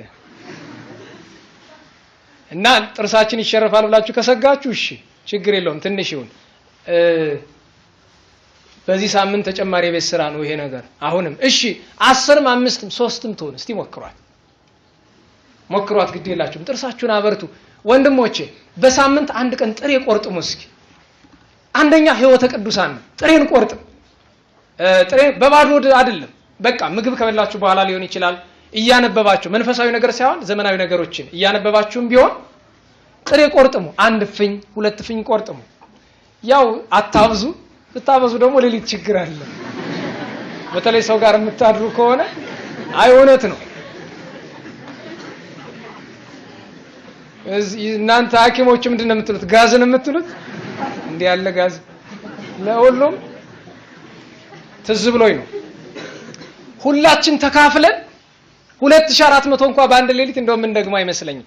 እርሳቸው ግን እኔ ያደርጉ ነበር። የዚያን ቀን ዓመታዊ ባላቸው ነው ከታላቁ ሲኖዳ ጋር በ12 ሳሙኤል ዘዋልድባ ደገኛው አባት እዛኛው ጉባኤ አንስተናቸዋል። እነ ቅዱሳን አንቂጦስ ፎጢኖስ እና አባ ነድራ ዳግማይ ቂርቆስ እነ ቅዱስ አልአዳድ ንጉስ ዓመታዊ በዓላቸው ተከብሮላቸዋል። በ13 አቡነ ተክለ ማርያም ዘብሔረ ጎንደር የዛሬ 11 ዓመት ያረፉት ቅዱሱ አባታችን አቡነ ተክለ ማርያም፣ እንደዚሁም ታላቁ መነኮስ ቅዱስ አብራኮስ፣ ቆቅን ሲመገብ የኖረው አባት አባ መቃርስ አራተኛው እና አባ በጽንፍሬዎስ እና አባ ሚካኤል ገዳማዊ ዘደብረ ቀልሞን፣ ሌሎችም ቅዱሳን ዓመታዊ በዓላቸው ተከብሮላቸዋል። የዚያን ቀን በ13 በ14 ዘመነ ብርሃን ዓመታዊ መታሰቢያ ነው ዕለተ ብርሃን። በዛቲ ዕለት ከሰተ መድኃኒነ ኢየሱስ ክርስቶስ ብርሃነ ውስተ ዓለም ተብሎ ተነግሯል። ብርሃንን የገለጠበት ወይም ብርሃን መሆኑን ያስተማረበት መታሰቢያ ነው። ቅዱስ መርምህናም፣ ቅድስት ሳራ፣ 40 አገልጋዮቹ፣ 170 ሺህ ማህበሮቹ፣ እናታችን ቅድስት ነሳይት፣ አባ ገብረ ክርስቶስ ሊቀ ጳጳሳት፣ አባ አሞኒዮስ ሰማዕት ዘሀገረ እስና፣ ቅዱስ አርያኖስ፣ ቅዱስ አርክሊስ፣ አባ ስሞን ዓመታዊ በዓላቸው ተከብሮላቸዋል። እና አባ ብሁር እና አባ ሚናስም ዓመታዊ በዓላቸው ነበር። በ15 ቅዱስ ጎርጎሪዮስ ዘአርማንያ በትውፊት የቅድስት አርሴማ ወንድም ነው ብለን የምናምንለት ቅዱስ ጎርጎሪዮስ ዘአርማንያ፣ አቡነ ኤዎስጣቴዎስ ረባን ባሕረ ኢያሪኮ ላይ አጽፋቸውን ጥለው የተሻገሩበት። አንዳንድ ትውፊቶች ደግሞ ልደት የሚለው አሉ። እኛ ግን ልደታቸውን ሐምሌ ነው የምናከብረው። በእኛ ትውፊት በእኛ ቤተክርስቲያን በዚህ አካባቢ ትውፊት ደግሞ ባሕረ ኢያሪኮን የተሻገሩበት ድንቅ ታምራትን የሰሩበት ነው። ኤዎስጣቴዎስ ረባን ዓመታዊ በዓላቸው ተከብሯል። የዚያኑ ቀን እና አባ ይምላህ እና አባ ቆራይ ዘትግራይ ወንድማችን ገብረ ስላሴ ከትግራይ ታሪካቸውን አመጡ ያስተዋወቀን ቅዱስ ሰው ዓመታዊ በዓላቸው ነው። እንዳይመስለው ወድቀው ይኖሩ ለቅድስና ለክብር የበቁ አባት። በ16 ጌዲዮን መስፍነ እስራኤል ኃያል እናታችን ማርያም እህተ ሙሴ እንተ ዘበጠት ከበሮ ሚላት ከበሮን የመታች እዚች ላይ አንድ ጥቆማ ልስጣችሁ። ሴቶች መድረክ ላይ ወጥተው ከበሮ ይመታሉ ብዙ ጊዜ ዛሬ ታውቃላችሁና ለምንድን ነው ብዬ ጠየቅኩ አንድ ጊዜ። ድሮ እንዴ ማርያም እህተ ሙሴ እኮ በእስራኤል ጉባኤ መታች፣ አባቶቻችን ካጓጉል ዕውቀት ዝምታ ይሻላል ይላሉ። ማርያም እህተ ሙሴ መታች በሴቶች ነው በወንዶች ጉባኤ ነው? ደህና ዋላችሁ? በሙሴና በአሮን ፊት ነው የመታችው ወይስ በሴቶች በእናቶች ጉባኤ ነው? አቤት አቤት! እንደው መጽሐፍ ቅዱስን ታነቡታላችሁ? እንዴት ዋላችሁ? ደህና ናቸው? የት ነው ያለው የዝማሬ ታሪክ? ኦሪት ዘጸአት ምዕራፍ 15 በዚያን ጊዜ ቁጥር 1 ላይ በዚያን ጊዜ ሙሴና የእስራኤል ልጆች ይህንን መዝሙር ለእግዚአብሔር ዘመሩ እንዲህም ብለው ለእግዚአብሔር እንዘምራለን በክብር እጅግ ከፍ ከፍ ብሏልና እያለ ዝማሬን ይነግራቸዋል። ቁጥር 19 ላይ የፈርዖን ፈረሶች ከሰረገሎቹና ከፈረሰኞቹ ጋር ወደ ባህር ገቡ፣ እግዚአብሔርም የባህሩን ውሆች መለሰባቸው። የእስራኤል ልጆች ግን በባህሩ መካከል በየብስ አለፉ፣ ውሃውም ለነርሱ በቀኝ እንደ ግድግዳ በግራም እንደ ግድግዳ ሆነላቸው። የአሮን እህት ነቢይቱ ማርያምም ከበሮ በእጇ ወሰደች፣ ሴቶቹም ሁሉ በከበሮና በዝማሬ በኋላዋ ወጡ። ማርያምም አስቀድማ ለእግዚአብሔር እንዘምራለች ይላል። እነማን ናቸው ተከልክለዋት የወጡ? እናታችን ቅድስት ማርያም በሴቶች ጉባኤ ነው ከበሮ የመታችው። አሁን ደግሞ ዮርዳኖስ እዚህ በኋላ ከበሮ እንዳትመቱ ብሏል እንዳትሉ አላልኩም። እኔ ግን አውቃችሁ አድርጉት። አገልግሎት ነው በሚለው እንስማማ። ምክንያቱም አባቶቻችን ሊቃነ ጳጳሳት ደጎቹ ሲፈቅዱ አይተናል። እነሱን አናስተሐቅርም። ግን ይሄን ጥቅስ አታመካኙበት። ሴት በሴት ጉባኤ ነው፣ ወንድ በወንድ ጉባኤ ነው። ካህን ዲያቆን በሁሉ ጉባኤ ነው። ወንድ ለሴት ሴት ለወንድ አይሆንም። ክልክላው እናንተ ብቻ አይደለም። ወንድ በሴት ጉባኤ ሴት በወንድ ጉባኤ የለም። ካህንና ዲያቆን ነው በሁሉ የሚችለው። እቺን ነገር ማወቅ አለባችሁ። እናታችን ቅድስት ማርያም እህተ ሙሴን ግን እናከብራታለን። በረከቷ አይደርብን። በ17 ዛሬ ቅዱስ ሉቃስ ዘአምድ ለ45 በድምሩ ለ48 ዓመታት ምሰሶ ላይ የቆመ የፋርስ ኮከብ ታላቅ ገዳማዊ ነው። በእውነት የሱን በረከት ይደርብን። ነገ አቡነ ሰላማ ከሳቴ ብርሃን በ330 ዓመተ ምህረት ጵጵስናን የተሾሙበት ከሳቴ ብርሃን የተባሉበት ሰላማ፣ ቅዱስ ቲቶ፣ ቅዱስ ቶማስ ሐዋርያት ዓመታዊ በዓላቸው ነው። በ19 አቡነ ስነ ኢየሱስ ጻድቁ ዓመታዊ የረፍት በዓላቸው ነው። ስነ ኢየሱስ ታላቁ እንግዲህ ጉዞ አዘጋጅተዋል። ልጁ ቅድም ሲገባ ያየሁት ነበር። ወጥቶ ሄዶ ካልሆነ እሱ ይቆርጣል መሰለኝ ቲኬት። አርብ ይሄዳሉ በ19 ከነገ ወዲያ የሚሄዱት ነገ መሰለኝ ካልተሳሳትኩኝ ነገ እንደዛ ነው የሚሆነው። ለሁሉም አቡነ ስነ ኢየሱስ እዚህ ሳንጃ አካባቢ የሚገኝ በጣም ትልቅ ገዳም ነው። የያዕቆብ ዘግሙድ ይባላል ገዳሙ። ጻድቁ የዚያን ቀን ረፍታቸው ነው። ቅዱስ ገብርኤል ሊቀ መላእክት፣ ሰለስቱ ደቂቅ፣ ሌሎችም ቅዱሳን አባቶቻችን የዚያን ቀን ዓመታዊ በዓላቸው ይከበርላቸዋል። በ20 ቅዱስ ሐጌ፣ በ21 ቅዱስ በርናባስ ሐዋርያና እመቤታችን፣ በ22 ቅዱስ ደቅሲዮስ እና ቅዱስ ገብርኤል በድጋሚ ቅዱስ ገብርኤል ሁለቱም ዓመታዊ በዓሉ ነው። በ19ም በ22ም ያመት ነው። የዚያን ቀን ቅዱስ ደቅሲዮስም አለ፣ ቅዱስ አነስጣሲዮስም አለ። በ23 የዚህ ዝክረ ቅዱሳን የመመሰረት ምክንያት ቅዱስ ዳዊት ነው። ደጋግሜ እናገራለሁ። ሞቼ ባትቀብሩኝ ታምሜ ባትጠይቁኝ ምንም አይመስለኝም። የቅዱስ ዳዊት ቀን የማይመጣ ሰው ግን የዚህ ጉባኤ ወዳጅ አይደለም። እማትመጡም ብላችሁ ሰው በዝቶ እንዲደምቅ አይደለም። አሁን የሰው ውጥረት አይደለም ያለብን ችግር። በረከት ግን ያቺ ቀን እንድታመልጣችሁ አልፈልግም። ስለዚህ ከ9 ሰዓት ጀምሮ ቀምሶ መሄድ የሚፈልግ ቀምሶ መሄድ ነው።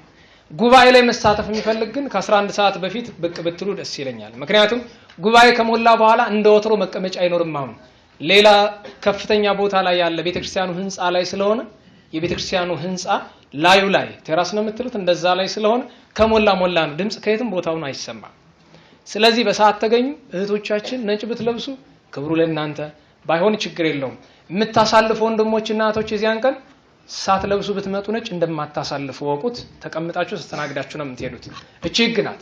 የቅዱስ ዳዊትን በዓል እንዲህ ደስ ብሎን የምናከብረው ለምን እንደሆነ እዚያው የቅዱስ ዳዊት ቀን ላይ እንነጋገራለን።